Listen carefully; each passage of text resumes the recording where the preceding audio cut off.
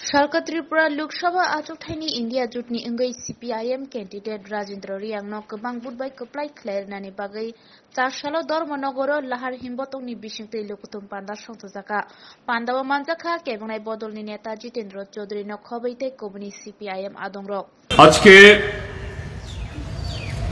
ধর্মনগরে আমাদের দেশে এই নির্বাচনে শুধু নতুন একটা সরকার গঠন করার জন্য না,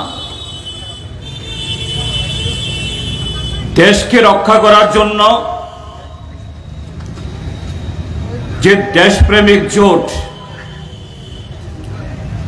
যার নাম ইন্ডিয়া মঞ্চ, তার পক্ষ থেকে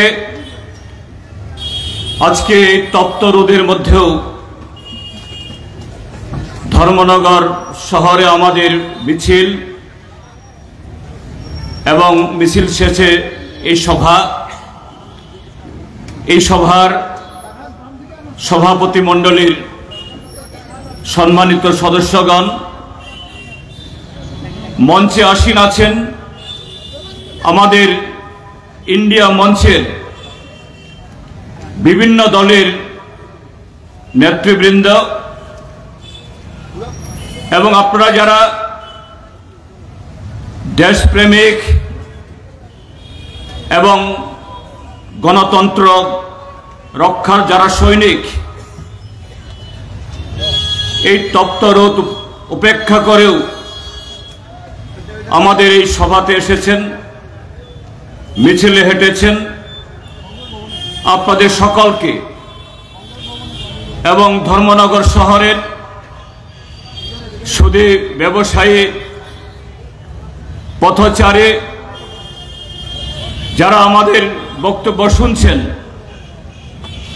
সমস্ত বন্ধুদের, সুদী নাগরিকদের আমি আমাদের প্রার্থী শ্রী রাজেন্দ্র কুমার রিয়াং এবং আমাদের মঞ্চের তরফ থেকে শুভেচ্ছা ও অভিনন্দন জানাচ্ছি।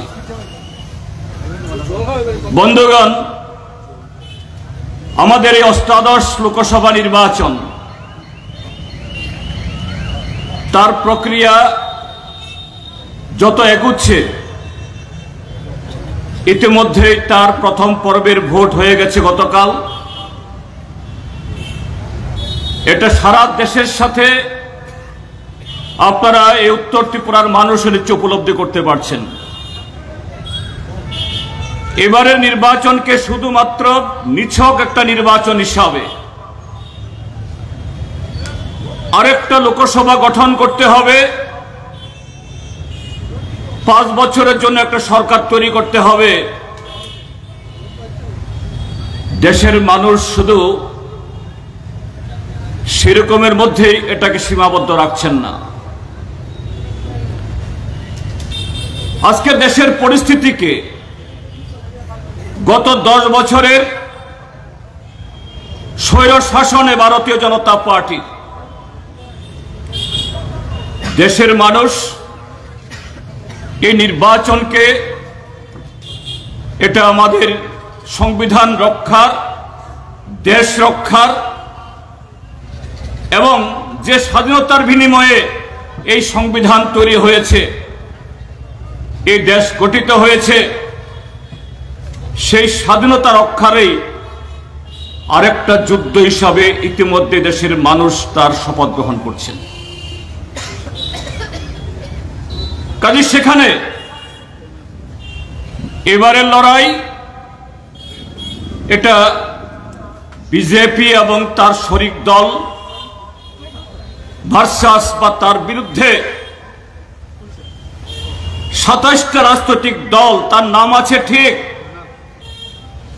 শুধু এই 27টা রাজনৈতিক দলের লড়াই হিসাবে সীমাবদ্ধ না। এ লড়াইয়ে দেশের সমস্ত দেশপ্রেমিক নাগরিক, গণতন্ত্রপ্রেমী নাগরিক, ধর্মনিরপেক্ষ শক্তি, যাদের পূর্বসূরীরা ব্রিটিশদের বিরুদ্ধে লড়াই করে এই দেশের স্বাধীনতা হাসিল করেছে, তারা তাদের সমস্ত পার্থক্য বলে, কর্মসূচিগত বিরোধ বা দূরত্ব বলে একসাথে আজকে আমরা ঐক্যবদ্ধ হয়েছি এক মঞ্চে। যদি তা না হয়, গত 10 বছর আমরা কি দেখেছি বিস্তারিত বলার সুযোগও নেই, আশা করি কোনো প্রয়োজনও নেই। 2014 সালে নরেন্দ্র মোদী বা তাদের দল ভারতীয় জনতা পার্টি কিভাবে ক্ষমতা এসেছিল? দেশের যুব সমাজকে বলেছিল, তোমাদের বছরে 2 কোটি করে চাকরি, 5 বছরে 10 কোটি চাকরি দেব। এদেশের অন্নদাতা কৃষক, তাদের সামনে প্রতিশ্রুতি রাখা হয়েছিল, তোমাদের যাবতীয় ঋণ মকুব হবে আর তোমাদের উৎপাদিত পণ্যের যাতে ন্যায্য দাম হয়, শুধু একটা দাম ঘোষণা করে দেওয়া না, আইন তৈরি করে যেই সরকারে আসুক যাতে এই দেশের কৃষকরা তাদের আর আত্মহত্যা না করতে হয়, তাদের জন্য সে সুযোগ তৈরি করে দেব। আর কি বলা হয়েছিল? এ যাবৎ এ দেশ থেকে কালোবাজারিরা, দুর্নীতিবাজরা, যারা দেশের জনগণের টাকা চুরি করে, ব্যাংকের টাকা আত্মসাৎ করে বিদেশে চলে গেছে, লক্ষ লক্ষ টাকা উজাড় করে নিয়ে গেছে, সব টাকা উদ্ধার করে 100 দিনের মধ্যে তোমাদের পকেটে, তোমাদের অ্যাকাউন্টে ঢুকিয়ে দেওয়া হবে। আর দেশের মানুষ, প্রত্যেকটা পরিবার, প্রত্যেকটা সংসার দ্রব্যমূল্যের আগুনে যারা জ্বলছে যাচ্ছিল, এদের সামনে প্রতিশ্রুতি রাখা হয়েছিল সমস্ত জিনিসের দাম কমবে। ভোট হয়েছিল, তারপরও মাত্র 100টা ভোটের মধ্যে 31টা ভোট পেয়ে আজকে যে দলগুলো আমরা ঐক্যবদ্ধ হয়েছে আলাদা আলাদা লড়াই করার জন্য, সেই ভোট ভাগ হয়ে গিয়ে মাত্র 31% ভোট পেয়ে তারা সরকারে গেছে। কিন্তু বন্ধুরা, সেই 14 সালের পর মোদী সরকারের 5 বছরের মেয়াদে, তারপর 5 বছর শেষে 2019-এ আবার ভোট হলো। সেই 5 বছরে তো সেই বেকারদের চাকরে এই দেশের মানুষ पिछले 10 साल आप सिर्फ ट्रेलर देखा है। এখন তো আগের মতো আর সিনেমা হল নাই। আমাদের বয়সের যারা আগে যৌবনকালে আমরা সিনেমা দেখতাম, সিনেমা হলে কি হতো, মূল সিনেমা শুরু হওয়ার আগে সেই সিনেমার মূল কিছু পর্ব, কিছু ফাইট, কিছু গান ইত্যাদি এক ঝলকে দেখানো হতো, এটাকে বলা হয় ট্রেলার। অমিত শাহ এবং নরেন্দ্র মোদী মহোদয় তারা বলছেন पिछले 10 साल आप सिर्फ ट्रेलर देखा है, आने वाला 5 साल में असली पिक्चर देखेंगे। तो की ट्रेलर আমরা দেখেছি দেশের মানুষ, কে ট্রেলার দেখছি আমরা ত্রিপুরাজের মানুষ। এই ট্রেলার মানে হলো আপনি বিজেপির সমর্থক নন, আপনি দোকান করতে পারবেন না। আপনি বিজেপি বিরোধী কোন দল, কমিউনিস্ট হোক, কংগ্রেস হোক বা অন্য দল, পুলিশের পারমিশন থাকলেও আপনি মিছিল করতে পারবেন না। ঠিক আছে, খাস জায়গা থেকে বিরোধী দলের অফিস ভেঙে দেওয়া হয়েছে, জুত জায়গায় হলেও সে অফিস রাখতে পারবেন না। এই ধর্মনগর আছে, এখান থেকে মাত্র কয়েকশো মিটার হবে বামপন্থী শিক্ষক কর্মচারী সংগঠনের একটা অফিস, ডিএম অফিস থেকে তার নাকের ডগায় এই অফিস দখল করে নিয়ে বিজেপির অফিস সেখানে পতাকা টাঙিয়ে রেখেছে। সারা দেশের মধ্যে আজকে এই ট্রেলার, অর্থাৎ এই দেশ আর গণতান্ত্রিক দেশ না। এই দেশ ডক্টর আম্বেদকর যে সংবিধান দিয়ে গেছে সেই সংবিধান অনুযায়ী চলবে না। এই দেশ বহুদলীয় পার্টির এবং তার সংসদীয় কায়দায় ভোট হওয়ার পর সংখ্যাগরিষ্ঠ দল সরকার চালাবে। সেখানে আজকে শাসক দল ছাড়া, সে শাসক দলের সমর্থক না হলে পরে কোন রাজ্যে কোন পঞ্চায়েতে অন্য দলের সমর্থক হলেও তাদের সেভাবে কাজ করতে দেওয়া হবে না। আজকে আমরা লক্ষ্য করছি কিভাবে বিরোধী দলের নির্বাচিত মুখ্যমন্ত্রীদেরকে জেলে পোড়ানো হচ্ছে, সাংসদদেরকে কিনে নেওয়া হচ্ছে, বিধায়কদের কিনে সরকার ভেঙে দেওয়া হয়েছে।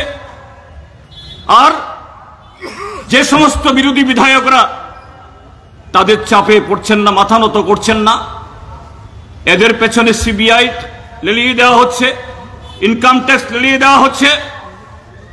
এইভাবে জবরদস্তি করে একনায়কতন্ত্রী কায়দায় শুধু সরকার ভাঙছে না, সরকার চালাচ্ছে না, আইনও তৈরি করছে। আপনারা দেখেছেন আমাদের দেশের এই বিগত সপ্তদশ লোকসভার শেষ অধিবেশন 147 জন সাংসদকে শুধু যে মোদী সরকারের তার নীতির বিরুদ্ধে প্রশ্ন তোলায় ঘাড় ধাক্কা দিয়ে সংসদ থেকে বের করে দিয়ে 16টা আইন পাশ করেছে কোনো আলোচনা ছাড়া। অর্থাৎ সংসদ থাকবে, বিধানসভা থাকবে, কিন্তু সেই সংসদের সেই বিধানসভাতে সংবিধান অনুযায়ী, সংবিধান নির্দেশ অনুযায়ী আইন তৈরি হবে না। সংখ্যাগরিষ্ঠতার জোরে শুধুমাত্র নরেন্দ্র মোদী বা ভারতীয় জনতা পার্টি তাদের স্বৈরাচারে এবং দেশের কর্পোরেটদের সেবা করার জন্য যে সমস্ত আইন তৈরি করতে হবে সে সমস্ত আইন তৈরি করো, আর তার বিরোধিতা করলে পরে তাকে জেলে পোড়ো। সেই জায়গায় আজকে দিল্লির মুখ্যমন্ত্রী কেজরিওয়াল, ঝাড়খণ্ডের মুখ্যমন্ত্রী হেমন্ত সোরেন, এখনো তারা জেলে। কি বলা হচ্ছে? তাদের বিরুদ্ধে অভিযোগ আছে, তাদের বিরুদ্ধে কোনো একজন অপরাধী সাক্ষী দিয়েছে। আমাদের সভাপতির মধ্যে অন্যতম একজন, তিনি একজন বরিষ্ঠ আইনবিদ এখানে আছেন। যে কোনো নাগরিকের বিরুদ্ধে অভিযোগ থাকতেই পারে, খুনের অভিযোগ হোক বা চুরির বা ডাকাতির, কিন্তু যতক্ষণ অবধি তা প্রমাণিত না হয় ততক্ষণ অবধি তিনি অপরাধী নন। তাকে একটা নির্দিষ্ট সময়ের বাইরে জেলে আটকে রাখা যায় না, তার গতিবিধি রোধ করা যায় না। কৃষকদের ঋণ মুকুব, জিনিসপত্রের দাম কমানো, 15 লক্ষ টাকা দ্বিতীয়বার, কি দিল্লি, কি ধর্মনগর, কি ত্রিপুরা বা কি আসাম, দেশের কোন জায়গা থেকে কোন নেতা, প্রধানমন্ত্রীও নন, তাদের দলের নেতা আপনাদের ধর্মনগর শহরে যিনি আজকে আমাদের বিধানসভার মাননীয় অধ্যক্ষ মহোদয় তিনিও এই কথাগুলো কোথাও উচ্চারণ করেননি, কিন্তু সে নির্বাচন অর্থাৎ গেল নির্বাচন আবার জিতে আসতে হবে, আবার ক্ষমতায় ফিরতে হবে। আপনারা দেখেছেন আরো বড় জঘন্য ষড়যন্ত্র বিগত 2019-এর লোকসভা নির্বাচনের ঠিক প্রাক্কালে কাশ্মীরে একটা জায়গাতে আমাদের সিআরপিএফ জওয়ানদের উপরে বিরাট হামলা হয়ে গেল। 40 জন বীর জওয়ান বীর গতি পেয়ে গেল। সারা দেশে সহানুভূতির একটা জোয়ার তুলে দিল। সেইভাবে দ্রব্যমূল্য বৃদ্ধি, বেকারত্ব, কৃষকদের জ্বালা, শ্রমিকদের জ্বালা, এগুলোকে ভুলিয়ে দিয়ে আবার 5 বছরের জন্য সরকার আসলো। 10টা বছর পার হয়ে গেছে, আমরা কি প্রত্যক্ষ করেছি? মোদী সরকার একটি ক্ষেত্রেতেও তাদের প্রতিশ্রুতি পালন করেনি। আমরা ত্রিপুরাজ্যের মানুষ এটা আরো কাছে থেকে আরো প্রত্যক্ষভাবে এই ত্রিপুরাজ্যের মধ্যে আজকে আমরা তার সাক্ষী। এখানে 2018-র বিধানসভা আসলো, ত্রিপুরার মানুষকে বোঝানো হলো দিল্লিতে মোদী সরকার আসলেও, বিজেপি সরকার তৈরি হলেও তাদের প্রতিশ্রুতি ত্রিপুরাজ্যের মানুষের কাছে যদি সহজলভ্য করতে হয়, তাদের হাতে যদি তুলে দিতে হয়, এখানে বামপন্থী সরকার থাকলে হবে না। সে সরকার যতই ভালো কাজ করুক, দিল্লি সরকারের সুযোগ সুবিধা এখানে আসবে না। 2018-তে একই কায়দায় আমাদের সামনে রাখা হলো নতুন করে ভীষণ ডকুমেন্ট, 299টা প্রতিশ্রুতি। এগুলি পুনরাবৃত্তি করার প্রয়োজন নেই। এ রাজ্যের ঘরে ঘরে চাকরি হবে, এ রাজ্যের শিক্ষক কর্মচারীদের বেতন দ্বিগুণ আড়াইগুণ হবে। এ রাজ্যে গ্রামে যারা রেগা কাজ করেন, শহরে যারা টুয়েব কাজ করেন, প্রথম মন্ত্রিসভা থেকে দ্বিগুণ পরিমাণে তারা এই মজুরি পাবেন, দ্বিগুণ পরিমাণে তারা শ্রম দিবস পাবেন। এই ত্রিপুরাজ্যের সব জেলায় জেলায়, সব মহকুমাতে কলকারখানা স্থাপন হবে। এই ত্রিপুরাজ্যকে হীরায় মরিয়ে দেওয়া হবে। 3 বছরের মধ্যে এই রাজ্য মডেল রাজ্যে পরিণত হবে। বন্ধুরা, মোদী সরকারের সে আছে দিন,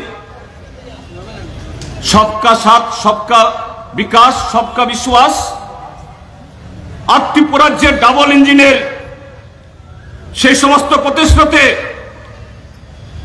গত 10 বছরে বা ত্রিপুরাজ্যে বিজেপি সরকার কায়েম হওয়ার পর গত 6 বছরে তার স্বাদ আমরা কিভাবে পাচ্ছি? বৈষয়িক দিক থেকে অর্থাৎ অর্থনৈতিক দিক থেকে, শহরের হোক বা গ্রামের কাজ, বেকার যুবকদের চাকরি, শিক্ষক কর্মচারীদের বেতন ভাতা দ্বিগুণ হওয়া, এ রাজ্যের শ্রমিক কৃষকের আয় দ্বিগুণ হওয়া, এগুলো কিচ্ছু হয়নি। কিন্তু গত 6 বছরে ত্রিপুরাজ্যের মধ্যে কিভাবে আমাদের কথা বলার অধিকার, ভোট দেওয়ার অধিকার, স্বাধীনভাবে ব্যবসা বাণিজ্য চাষ বাস করে খাওয়ার অধিকার, অন্যায়ের বিরুদ্ধে প্রতিবাদ করার অধিকার, এ রাজ্যের ধর্মীয় সংখ্যালঘু যারা তাদের বিশ্বাস অনুযায়ী পূজা পালি নামাজ করা তার অধিকার সারা দেশের সাথেও আমাদের ত্রিপুরাজ্যের মধ্যে বুলণ্ঠিত হয়েছে। আজকে প্রতিটা দিন আমরা তার সাক্ষী। সর্বশেষ আজকের পত্রপত্রিকা দেখেছেন, এই সারা দেশে যখন গণতন্ত্র পুনরুদ্ধারের, আইনের শাসন স্থাপনের, সংবিধান রক্ষার জন্য এই ভোটকে অন্যতম ভোট হিসাবে সারা দেশের মানুষ চ্যালেঞ্জ হিসেবে গ্রহণ করছে, আমাদের রাজ্যের পশ্চিম আসনে গতকাল ভোট গেছে। আজকে পত্রিকা নিচে সকলে দেখেছেন। 19 তারিখ ভোট, 17 তারিখ বিকাল 4 ঘটিকায় সরব প্রচার শেষ। 17 তারিখ বিকাল থেকেই বিরোধী দলের সমর্থকদের হুমকি দেওয়া, ছোট্ট ত্রিপুরাজ্য কোন দলের, যে দলের প্রার্থী হন, কোন বুথে কে পুলিং এজেন্ট হবেন, কে বুথ লেভেল অ্যাসিস্ট্যান্ট বা বিএলএ, অন্তত ত্রিপুরাজ্যের মধ্যে আমাদের এখানে কি ধর্মনগর, কি কৈলাসহর, সর্বত্র আমরা জানি। বিজেপিরও কারা হন আমরা জানি। স্বাভাবিক বিজেপির তারাও সিপিআইএম এর বা কংগ্রেস দলের কারা হবেন জানেন। 17 এপ্রিল থেকে গতকাল ভোট হয়েছে, তার দুদিন আগে থেকে বাড়ি ঘরে ঘরে গিয়ে ধমকি দেওয়া, শাসানো, দৈহিক আক্রমণ। আর গতকাল যখন ভোট শুরু হবে সকাল 7টায়, তার 3-4 ঘন্টা আগে থেকেই সারা ত্রিপুরাজ্য, শুধু পশ্চিম ত্রিপুরা লোকসভা কেন্দ্রে যেখানে ভোট হয়েছে সে এলাকার নয়, ট্রেন বোঝাই করে এই ধর্মনগর থেকেও তারা লোক নিয়ে গেছে, সাবরুম থেকে লোক এনেছে যেখানে ভোট নেই। তাহলে ঘটনাটা কি বোঝায়? গত 17 তারিখ আমাদের দেশের প্রধানমন্ত্রী আগরতলা এসে তার দলের পক্ষে প্রচার করে গেলেন। তার দুদিন আগে 15 তারিখ এই সরকারের, মোদী সরকারের 2 নম্বর স্বরাষ্ট্রমন্ত্রী অমিত শাহ প্রচার করে গেলেন। ত্রিপুরা সে কি বললেন? তারা কি বলে তাদের সমর্থকদের আশ্বাস দিয়ে গেলেন? বলছেন আপনারা ত্রিপুরাবাসী বা এই দেশের মানুষ পিছলে 10, সেই 62% মানুষ আজকে ঐক্যবদ্ধ। দক্ষিণ ভারতে, পশ্চিম ভারতে, মধ্য ভারতে, আমাদের উত্তর পূর্বাঞ্চলে সর্বত্র 543টা যে লোকসভা আসন, তার মধ্যে সাকুল্যে 70টা কেন্দ্রের মধ্যে শুধু ঐক্যবদ্ধ প্রার্থী হয়নি, বন্ধুত্বমূলক সেখানে প্রতিদ্বন্দ্বিতা হচ্ছে। বাকি প্রায় 450 আসনে ঐক্যবদ্ধভাবে বিজেপির বিরুদ্ধে এই দেশপ্রেমিক জোটের একমাত্র প্রার্থী। সেই ভোট ভাগাভাগি হবে না। সেই ভোট 2014-এর মতো, 2019-এর মতো ওই ফাঁক দিয়ে বিজেপিকে ক্ষমতা আসতে দেবে না। এই বিজেপি ত্রিপুরাজ্যের মধ্যেও ওরা বলে গত 6 বছরে নাকি প্রথম 5 বছর সুশাসনের এক পর্ব অতিক্রম করে সুশাসনের দ্বিতীয় পর্বে তারা চলেছেন। ত্রিপুরাজ্যকে তারা মডেল রাজ্যে পরিণত করেছেন। যদি তাই হয়ে থাকে, এত সুশাসন, তাহলে তোমাদের ভোট বাড়বে, জনগণের প্রতি তোমাদের আস্থা বাড়বে। গত বিধানসভা ভোটে সে রেজাল্টটা কি? গত বিধানসভা ভোটে প্রশাসন যন্ত্রকে সার্বিকভাবে ব্যবহার করার পরও প্রধানমন্ত্রীর তাবর জাতীয় মন্ত্রী এদেরকে নিয়ে এসেও সাকুল্যে তারা ভোট পেয়েছিল 39 ভাগ। কিন্তু দুর্ভাগ্যের ত্রিপুরা মথা সেদিন যদি বিশ্বাসঘাতকতা না করতো, অর্থাৎ মানুষের বিশ্বাস না নিয়ে খেলতো, আজকে ত্রিপুরার বিজেপির অবস্থান কোথায় যেত? বিশ্বাসঘাতকতা বলছি কারণে মথা যারা গ্রেটার ত্রিপুরাল্যান্ড বা ত্রিপুরাল্যান্ডের কথা বলতো, এরা বুঝতে পারছিল ত্রিপুরাজ্যের গড়পড়তা মানুষ বিজেপির বিরুদ্ধে, কাজেই বিজেপির বিরুদ্ধে বলেই এদেরকে ভোট পেতে হবে, এদের বিধায়কদের জেতাতে হবে। বিজেপির পক্ষে বললে ভোট দেবে না। ট্রাইবেলদের মধ্যে গিয়ে সে আবেগ তৈরি করে এই বিজেপি ট্রাইবেলদের শত্রু, এডিসি শত্রু, বিজেপি হলে আমাদের লক্ষ্যে পৌঁছতে পারবো না, এইভাবে করে বিজেপি বিরোধী ভোটকে ভাবতে সুরসুরে দিয়েছিল। আমরাও আপনাদের সাথে আছি। আমরা তখন বলেছিলাম আমরা কংগ্রেস এবং কমিউনিস্টরা এ রাজ্যের মধ্যে দীর্ঘ 6 দশক আমাদের মধ্যে রাজনৈতিক প্রতিদ্বন্দ্বিতা হয়েছে, কর্মসূচিগত লড়াই হয়েছে, মতাদর্শগত বিরোধ হয়েছে, তখনও আজকেও আছে, আগামী দিনেও থাকবে। কিন্তু দেশ রক্ষার প্রশ্নে, স্বাধীনতা এই সংবিধানের প্রশ্নে আমরা কখনো লড়িনি। বৈদেশিক নীতির প্রশ্নে কংগ্রেস কমিউনিস্ট আমরা একসাথে লড়াই করেছি, এবং কংগ্রেস কমিউনিস্ট যদি একসাথে হয় তার ফল কি হতে পারে? ইউপিএ সরকার, ডক্টর মনমোহন সিং এর সরকার গঠিত হওয়ার পর এই দেশের মানুষ আজকেও যে ভোগ করছে, এই যে 5 কিলো চাউল প্রতিটা ঘরে মোদী সরকার বা নরেন্দ্র মোদী সাহেব খুব বড়াই করে বলেন, मैं 81 करोड़ आबादी को मैं 5 किलो करके चावल खिलाता हूं। कैसे? ইউপিএ সরকার যদি সেদিন ফুড সিকিউরিটি অ্যাক্ট তৈরি না করত, খাদ্য নিরাপত্তা আইন, এইভাবে 5 কিলো চাউল তিনি দিতে বাধ্য হতেন? কখনো হতো না। এই যে রেশন কার্ড, এটা যদি বাধ্যতামূলক না করা হতো ফুড সিকিউরিটি আইনে, কোনোদিনই যারা আমাদের 2F এর টাকা দেয় না, রেগার টাকা দেয় না, কখনো হতো না। এটা একটা ধোঁকাবাজি। তারপর রেগা আইন, এই ইউপিএ সরকার তৈরি না হতো, কংগ্রেস এবং কমিউনিস্ট যদি হাত ধরাধরি না করতো, এই আইন হতো কি? এই আইন হতো না।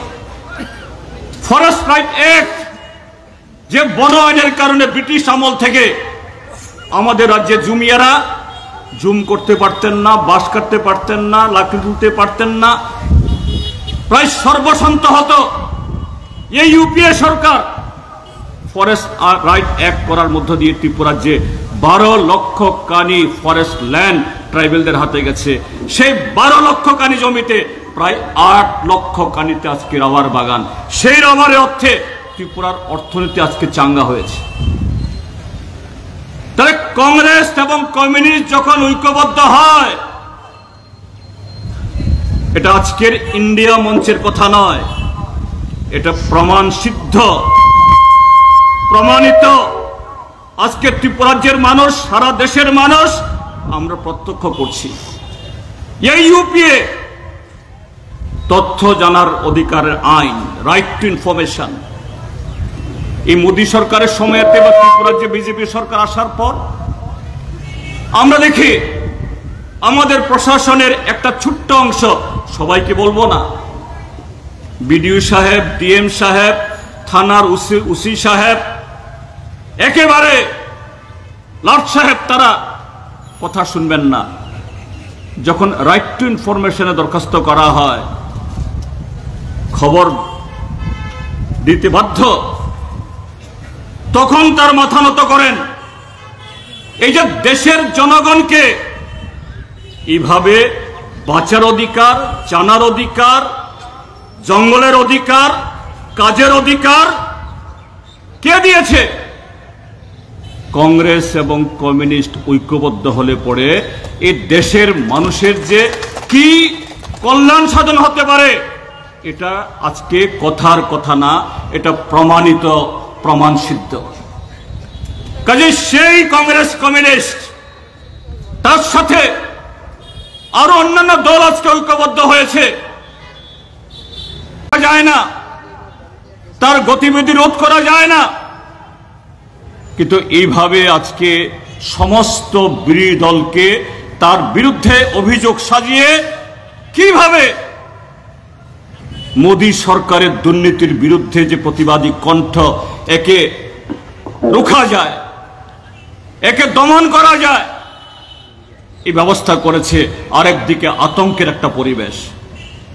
তাহলে কারো বিরুদ্ধে যদি অভিযোগ উঠলেই তাকে জেলে পুরতে হবে, তাহলে আজকে নির্বাচনী বন্ড বা ইলেকটোরাল বন্ড নিয়ে সুপ্রিম কোর্ট আজকে রায় দিয়েছে। কি রায়? যে আইন তৈরি হওয়ার সময়তে গোটা সংসদে প্রতিবাদ উঠেছিল। ভারতবর্ষের তৎকালীন রিজার্ভ ব্যাংকের গভর্নর তিনি প্রতিবাদ করেছিলেন। দেশের সমস্ত পতিতদশা অর্থনীতিবিদরা এগুলাকে বৃদ্ধাঙ্গুষ্ঠ দেখিয়ে এই মোদী সরকার এই আইন তৈরি করেছেন 2017 সালে। 7 বছরের বেশি এটা নিয়ে বহুত তর্ক বিতর্ক চর্চা হওয়ার পর সর্বশেষ গত ফেব্রুয়ারি মাসের 15 তারিখে সুপ্রিম কোর্ট রায় দিয়েছে এই আইন সংবিধান পরিপন্থী, সংবিধান বিরোধী। এই আইনের টাকা তোলা মানে হলো বেআইনি,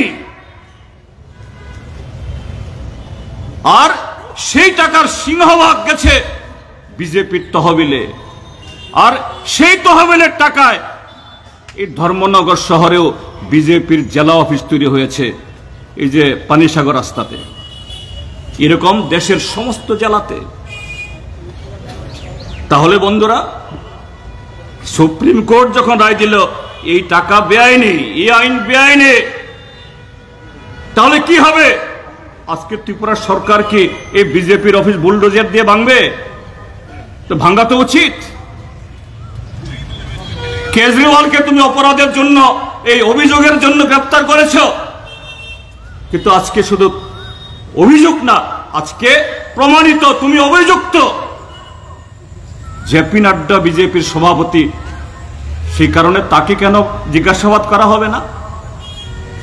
এই টাকায় আজকে অমিত শাহরা, বিজেপি দল সারা দেশে পঙ্গবলের মতো হেলিকপ্টার চড়ে বেড়াচ্ছে, চার্টার ফ্লাইটে বেড়াচ্ছে, লক্ষ লক্ষ তাদের পোস্টার ফ্ল্যাক্স গড়াগড়ি খাচ্ছে। কার টাকা? জনগণের টাকা। কেননা এই টাকা শুধু নির্বাচনী বন্ডে যে 16,000 কোটি টাকা দেওয়া হয়েছে, এই টাকার মধ্যে সীমাবদ্ধ না। এই 16,000 কোটি টাকা কারা দিয়েছেন? দেশের ঔষধ কোম্পানি, বড় বড় কন্ট্রাক্টর, বড় বড় সাপ্লায়ার, লক্ষ লক্ষ কোটি টাকার বরাত তারা নিয়েছেন। আর সেই বরাত নিয়ে আমাদের দেশের জনগণকে তারা ওই ওষুধের নামে বিষ খাওয়াচ্ছেন, জিনিসপত্রের দাম বাড়িয়ে বাজারে কৃত্রিম অভাব তুলেছেন, মানুষকে মারছেন। এই সমস্ত অপরাধী আজকে ভারতীয় জনতা পার্টি। কাজেই তারা সুষ্ঠুভাবে নির্বাচন, সুষ্ঠুভাবে আমাদের দেশের গণতান্ত্রিক ব্যবস্থা চলুক, এটা হতে দিতে চায় না। ত্রিপুরাজ্যের মধ্যে প্রতিটা দিন, প্রতিটা মুহূর্ত আজকে আমরা প্রত্যক্ষ করছি। এখানকার ত্রিস্তর পঞ্চায়েত নির্বাচন, এখানকার মিউনিসিপাল নির্বাচন সর্বশেষ, এবং গেল লোকসভা নির্বাচন, কিভাবে আমাদের অধিকার কেড়ে নেওয়া হচ্ছে। আর বলছে সবকা সাথ সবকা বিকাশ, বলছে আজকে দিন, বলছে এখন বিকশিত ভারত, ভারত বিশ্বগুরু হবে, ভারতের অর্থনীতি পঞ্চম, চতুর্থ, তৃতীয় হবে। আখেরে কি হচ্ছে? হ্যাঁ, এই দেশের সমস্ত সম্পদ মিলিয়ে তার একটা ভলিউম, তার একটা স্বাস্থ্য হবে, কিন্তু এই সাইজ অর্থাৎ এই অর্থ, এই সম্পদের মালিক কারা? মাত্র 50-60টা পরিবারের হাতে আমাদের দেশের 70% সম্পদ কুক্ষিগত হচ্ছে। তাদের হাতে কয়লার খনি, তাদের হাতে সমস্ত দামি দামে প্রাকৃতিক সম্পদ, তাদের হাতে রেল লাইন, তাদের হাতে ব্যাংক, বিমা, তাদের হাতে বিমানবন্দর, জাহাজ বন্দর, সব চলে যাচ্ছে। আর নরেন্দ্র মোদী সাহেব, যিনি নিজেকে একজন বলেন চৌকিদার, কিন্তু সেই চৌকিদার দেশের জনগণের সম্পদ পাহারা দেওয়ার চৌকিদার না। সেই চৌকিদার দেশের জনগণের অর্থ লুট করে দেশের সমস্ত সম্পদের যারা মালিক, আজকে তাদের চৌকিদারে পরিণত হয়েছেন। কাজেই তাদেরকে তৃতীয়বার ক্ষমতায় নিয়ে আসা যায় না। এই চ্যালেঞ্জ গ্রহণ করে আজকে 27টা রাজনৈতিক দল আমরা ঐক্যবদ্ধ হয়েছি, এবং এই নির্বাচনের সামনে যারা বলছেন আপকি বার 400 পার, আমি তাদেরকে বলবো, বা তাদের সে সমস্ত কথা, তাদের এই প্রচারের ডঙ্কা নিনাদে কেউ যদি বিভ্রান্ত হন, তাদেরকে বলবো 2014 সালে 282টা আসনে বিজেপি জিতে এসেছিল। কত ভোট? 32%। বাকি 68% তার বিরুদ্ধে ভোট দিয়েছিল, কিন্তু আজকের মতো ঐক্যবদ্ধ ছিল না। 2019 সালে সেই পুলওয়ামা কাণ্ডে, সেই ষড়যন্ত্রে সারা দেশের মধ্যে একটা সহানুভূতির দল নামালেও সে ভোট বাড়িয়ে মাত্র হয়েছিল 35%। বাকি 62% নরেন্দ্র মোদীর বিরুদ্ধে ভোট দিয়েছিল, কিন্তু আমরা তখন ঐক্যবদ্ধ ছিল না। দেশের স্বাধীনতার সময়েতে যারা ব্রিটিশদের হয়ে দালালি করেছিল, আর আজকে দেশ স্বাধীন হওয়ার পর গত 75 বছরে যে অর্জন হয়েছে, সেই অর্জনকে ধ্বংস করার জন্য নরেন্দ্র মোদীর নেতৃত্বে যে ধ্বংসলীলা তৈরি হয়েছে, তাকে রোখার জন্য এই শক্তি আজকে ঐক্যবদ্ধ। সেই শক্তির তরফ থেকে ধর্মনগরবাসীকে, ত্রিপুরাবাসীকে আমরা আহ্বান জানাচ্ছি, এই ভোটকে নিছক আরেকটা লোকসভা ভোট হিসেবে দেখবেন না।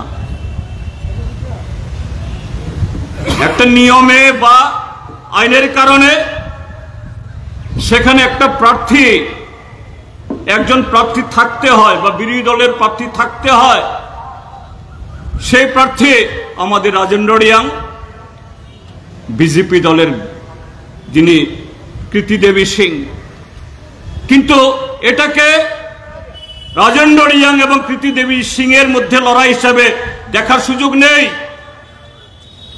এই লড়াই আমরা যারা দেশকে ভালোবাসি, সংবিধানকে ভালোবাসি, আমাদের মাথার উপরে সংবিধান নামক এক ছাদ আমাদেরকে রক্ষা করে চলেছে, এই ছাদ এখন ভেঙে দিতে চায়, এটাকে রক্ষা করতে চাই, আমাদের সবার দায়িত্ব।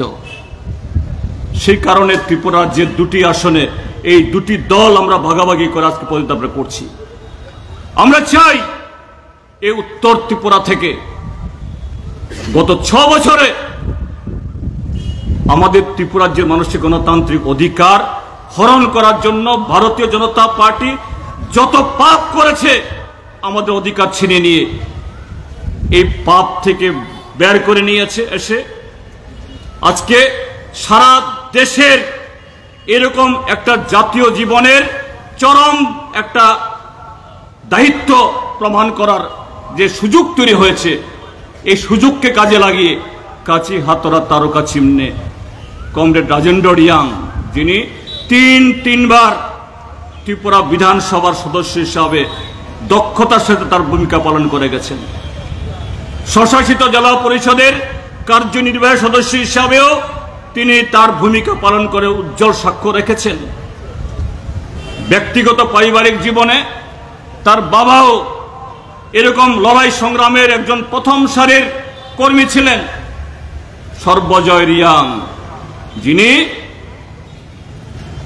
এনএলএফটি সন্ত্রাসবাদী দল যারা এই ত্রিপুরা রাজ্যকে ভাগ করতে চায় তাদের কাছে মাথা নত না করে তাদের AK-47 এর সামনে ভোগ চিতিয়ে দিয়েছিলেন।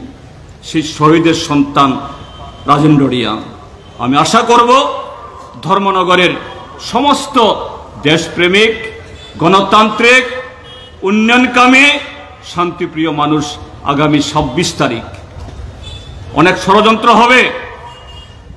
গতকাল যেরকম হয়েছে এই পূর্ব ত্রিপুরা লোকসভা আসনেও এগুলি করানোর চেষ্টা করবে, কিন্তু সর্বত্র আজকে আমরা যে শপথে এবং যে জেহাদ নিয়ে এই কর্মসূচি সামিল হয়েছি, এই জেহাদকে সামনে রেখে নামুন একসাথে। বিজেপি দল তাদের সাথে লোক আছে, কিন্তু কোন নৈতিক প্রশ্নে, কোন নৈতিক কর্মসূচিতে, কোন দেশপ্রেমিক কর্মসূচি নিয়ে তারা তাদের কর্মীদেরকে সেরকম ভাবে শিক্ষা দিতে পারে না। বা আজকে এই যুদ্ধে কেন বিজেপির পক্ষে দাঁড়াবে তারা, সেটা বলার সেরকম পুঁজি তাদের কাছে কিছু নেই। তাদের সামনে একসাথে দাঁড়ান, কি ধর্মনগর শহর বা শহরতলি বা গ্রামে দেখবেন যারা এইভাবে আমাদের পবিত্র অধিকার, সাংবিধানিক অধিকার কেড়ে নিতে চায় তারা পিছু হটবে। এইভাবেই এই ত্রিপুরা থেকে, পূর্ব ত্রিপুরা আসন থেকে এই ত্রিপুরার যে গণতন্ত্র পুনরুদ্ধারের এবং দেশ রক্ষার সে শপথ আমরা পালন করব। এই কথাগুলো বলে আবারও সবাইকে নমস্কার, অভিনন্দন, শুভেচ্ছা এবং আদাব জ্ঞাপন করে আমার বক্তব্য শেষ করছি। ইনকলাব জিন্দাবাদ। গোটা দেশে এই গরমের মধ্যে যে হাওয়া উঠেছে, দেশ থেকে এই 10 বছরের বিজেপি এবং মোদির শাসন তার অবসানের জন্য মানুষ আজ তৈরি হয়ে দাঁড়িয়ে আছে। গতকালকে 102টি আসনের নির্বাচন হয়ে গেল। 2টি আসনের নির্বাচনে তামিলনাড়ুর 39টি আসন হয়ে গেছে। কালকে শুনছিলাম ডিএমকে নেতা তামিলনাড়ুর মুখ্যমন্ত্রী MK স্ট্যালিন বলেছেন একটি আসন পাওয়ার কোনো সম্ভাবনা নেই। এরপর বড় রাজ্য উত্তরপ্রদেশ 8টিতে হয়েছে। সেখানে জোটের যে প্রধান নেতা তিনি বলেছেন এইবার ওয়েস্টার্ন ইউপিতে হয়েছে, এখানে একেবারে আমরা ছাঁটাই করার ব্যবস্থা করছি। তারপরে হয়েছে বিহার, তেজস্বী যাদব বলেছে বিহারে আমরা সাইজ এমন করে ছোট করব বিজেপিকে আর দেখাই যাবে না।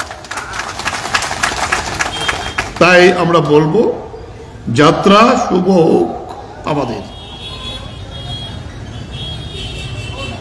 ত্রিপুরায় কালকে ভোট হয়েছে, মানুষ তৈরি ছিল। নির্বাচন কমিশনকে এই বিজেপি দল বগল দাবা করে যে প্রতিশ্রুতি দিয়েছিল ত্রিস্তরীয় নির্বাচনের সিকিউরিটির ব্যবস্থা থাকবে, কিন্তু দেখা গেল ভোটের দিন ভোটের ভেতরে আছে। আমিও তো গিয়ে ভোট দিয়েছি, বাইরে একজনও নাই। দুপুর 2টার আগে আমরা আমাদের দুজনেই প্রার্থী আশিস বাবু এবং রতন দাস তাদের নিয়ে আমাদের এই 8 দলীয় নেতৃত্ব আমরা গিয়েছিলাম। কথা বলেছে, কোথায় গেল আপনার? সে কথার জবাব দিতে পারেনি। সে নিজে স্বীকার করেছেন, হ্যাঁ 80% বলে গেছেন নেই। কেন নেই, কেন থাকতে পারলো না, তার জবাব নেই। দুটোর পরে আর তেমন ভোট হয়নি। আগের দিন বিশেষ করে সংখ্যালঘু এলাকা, গরিব এলাকা, বিভিন্ন যে একেবারে দরিদ্রতম ব্যাপারগুলো, তফসিল এলাকায় যে আগের দিন রাত থেকে ভোট দিতে যাবেন না, বয়স্ক লোককে নিয়ে গেছে ভোট দিতে। উনি বলছেন আমি চোখে দেখি, এরা বলছে না তুমি চোখে দেখেন না। এবং আমরা বলবো চোখে যে দেখে না তাকে বলছে অন্ধ, আমরা তাদেরকে অন্ধ করে দিতে চাই। এই পূর্ব ত্রিপুরা গত প্রায় 15 দিন যাবৎ বিভিন্ন অনুষ্ঠানে আমরা রাজ্য নেতৃত্বের পক্ষ থেকে আসছে, আমিও আসছে, আমাদের সম্পাদক জিতেন চৌধুরী আসছে, আরো 4-5 জন আমরা ঘুরছি। বিশেষ করে যে হাওয়া উঠেছে পশ্চিম ত্রিপুরা যা হয়েছে, আমি প্রথম যেটা আপনাদের বলবো, প্রত্যেকটা বুথে যুক্তভাবে এজেন্ট দিতে হবে, তার জন্য আমাদের সেই ব্যবস্থা নিতে হবে। এবং প্রত্যেকটা দল যার যা শক্তি আছে নিয়ে এই বুথগুলিতে রক্ষা করার জন্য দায়িত্ব নিতে হবে। আগের দিন থেকে আমরা পুলিশের অফিসারদের বলবো, কয়েকটা জায়গাতে তাদের ভূমিকা আমাদের সদর্থক মনে হয়নি। এই ধর্মনগরে কয়েকদিন আগে 7 থেকে 8টা সভা যুক্তভাবে আমরা করেছি। কয়েকদিন আগে 7 থেকে 8টা সভা যুক্তভাবে আমরা করেছি। সভাগুলোর পরে 8 থেকে 10 জায়গায় সিপিআইএম দল এবং কংগ্রেস দলের যারা এই সভাগুলিতে অংশগ্রহণ করেছিল তাদের উপর আক্রমণ হয়েছে। ধর্মনগরটা কি কারো বাবার জমিদারি? তারাই করবে আর অন্যরা কেউ করতে পারবে না? এখানকার এই কংগ্রেস অফিস রাজ্যের মধ্যে সবচেয়ে পুরনো অফিস। আমরা যখন ছাত্র আন্দোলন করি তখন থেকে এই অফিস, তার ওইদিকে উল্টা দিকে আমাদের এটা সিপিআইএম এর একটা অফিস বাড়ি ছিল। আমরা তখন এখানে আমাদের মিটিং করতাম, একসাথে বসে গিয়ে নোয়াখালী স্টলে আমরা চা টিফিন খেয়েছি। সিঙ্গারা, বিখ্যাত সিঙ্গারা ছিল। এই সম্পর্ক এখন বলার চেষ্টা করেন মুখ্যমন্ত্রী এবং ওই পশ্চিম আসনের পশ্চিম আসনের যে প্রার্থী বলছে কংগ্রেস সিপিএম কি করে মিলব, কংগ্রেস সিপিএম কি করে মিলে। আমি এখানে বলতে চাই কংগ্রেস সিপিআইএম, কংগ্রেস এবং কমিউনিস্টরা মিলার যে ইতিহাস, এটা ঐতিহাসিক ইতিহাস। ব্রিটিশ সাম্রাজ্যবাদের বিরুদ্ধে ইংরেজদের হটাবার জন্য যে লড়াই হয়েছিল, এই লড়াইতে কমিউনিস্টরা এবং কংগ্রেস একসাথে লড়াই করেছিল। আর এই আরএসএস তখন তার নাম ছিল বিজেপির জনসংঘ, তারা ব্রিটিশের পক্ষে গদ্দারি করেছিল, দালালি করেছিল। সাভারকার 5বার 6বার মুচালেখা দিয়ে জেল থেকে বেরিয়ে এসে বলেছে আমি ইংরেজদের বিরুদ্ধে না, আমি ইংরেজ শাসন ভারতবর্ষে টিকে থাকুক তার জন্য কাজ করব, এই মুচালেখা দিয়ে এসেছিল। আজকে এরা দেশের জন্য পড়াই করে। এই জায়গায় দাঁড়িয়ে আজকের এই সন্ধিক্ষণে দেশে যখন গণতন্ত্র আক্রান্ত, 2 জন মুখ্যমন্ত্রী নির্বাচনের আগ মুহূর্তে, দিল্লির মুখ্যমন্ত্রী আমাদের এই জোটের অন্যতম শরিক আম আদমি পার্টির নেতা কেজরিওয়াল, তাকে নিয়ে জেলে পুরে রেখেছে। কি অভিযোগ এটা আজকেও প্রমাণিত হয়নি, কিন্তু জেলে পুড়িয়ে রেখেছে। ঝাড়খণ্ডের মুখ্যমন্ত্রী শিবু সোরেন, উনাকে জেলে পুরে রেখেছে। গণতন্ত্র রইল কোথায়? ভোটের প্রচার, জেলে তারা।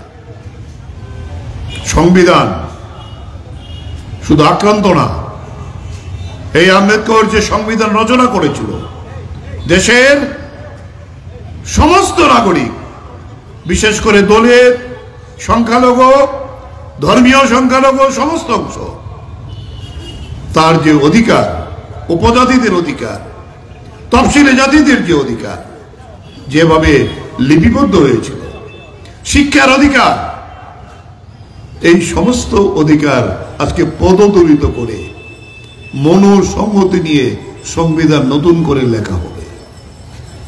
এই কথা শুধু আমরা ইন্ডিয়া জোটের নেতৃত্ব বলছে না, বলছে বর্তমান যে তাদের অর্থমন্ত্রী সীতারামন, ওনার যে স্বামী পরকোড়া প্রভাকর, তিনি একজন পৃথিবীতে নামকরা অর্থনীতিবিদ।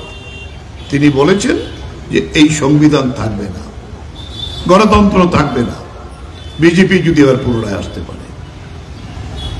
এই জায়গায় দাঁড়িয়ে এখানে অনেক নেতৃত্ব আছেন, আমি বেশি বলতে চাই না, শুধু এই আবেদন আপনাদের করব,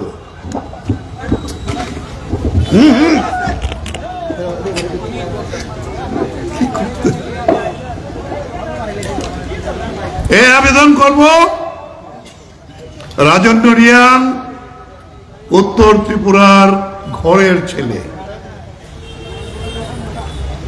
এই প্রথম আমাদের পার্টি উত্তর ত্রিপুরা থেকে এই জোটের নেতা, আমাদের কমিউনিস্ট পার্টি মার্ক্সবাদীর রাজ্য সম্পাদক বোর্ডের সদস্য, তিনবারের বিধায়ক, এডিসি সদস্য ছিলেন। তার এই অভিজ্ঞতাকে নিয়ে আমরা প্রার্থী হিসেবে চয়ন করেছি।